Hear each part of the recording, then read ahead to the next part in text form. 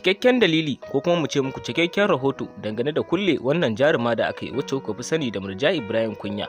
Mai sauraro assalamu alaikum, barkanmu da haka, barkanmu da sake saduwa da ku a cikin wannan shiri namu.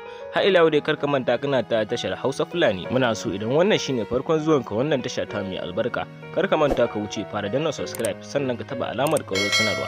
Kana kai mana comment sannan kai mana liking domin jin ra'ayin bakinka. Kamar yadda muka faɗa muku a baya, mun muku alkawari kan cewa za mu faɗa muku cikakken rahoto kuma mu ce muku cikakken labari dangane da kulle jaruma Murja da aka yi, wanda hakan ya janyo cece kuce a masana'antar shirya fina-finan Hausa ta akannywood. Dan da jimawa ma a dan kwanakin baya G-Fresh Alamin ya yi wani show wanda aka yi ta tunanin ya aka yi Murja bata zo wannan show din ba, wasu da dama ba su san me ya faru da wannan jarumar ba, domin yanzu haka a shafukanta na social media za ku ga cewa ba ta posting. Wallahi irin yawan fotunan da take yi da kuma irin bidiyon da take na zage-zage da batsa da me wannan dalili ne yasa kungiyar Hizba kwata-kwata ba su ji daɗi ba, kuma dama ita Hizba ta musulunci ce. Wannan dalili ne yasa aka kama jaruma Murja aka kai ta kotu, yanzu haka an daure mata hukuncin gidan yari tana can a zaune.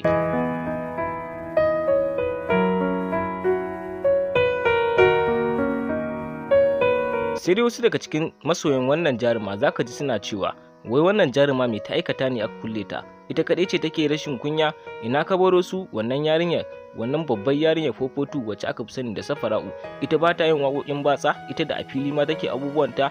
To sai dai ba haka abun yake ba, ita Murja ta wuce gona da iri, domin za ku ga cewa idan ta fara zage-zage yadda ka san ba 'yan musulma ba, sannan ku duba ku ga irin hotunan da ke dora a shafukanta na social media, sannan kuma za ku ga tana wasu irin bidiyoyi haka dai abin da ya ba kyan gani, kuma domin gaskiya abin da take yi tana ciwon musulmai.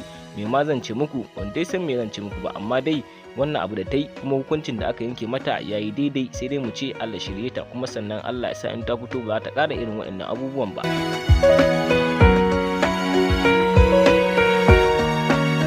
Shi kan shi babban mai gidan nasu wanda ake lakabi da fofotu, shi ma yanzu haka yana kotun Nijar, wanda hakan ya sa da dama mutane suna ta tunanin shi ma me ya aikata.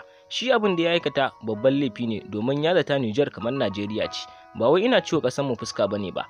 Abin da yi gaskiya kwata-kwata ko da wace ƙasa ce ya je dole sai an ɗaure shi, domin passport ya na bogi, kuma hakan ya sa ƙasar Nijar gaskiya bata ji daɗi ba. Shine dalilin da yasa ta ɗaure shi, ta ce an biya taron naira miliyan 20.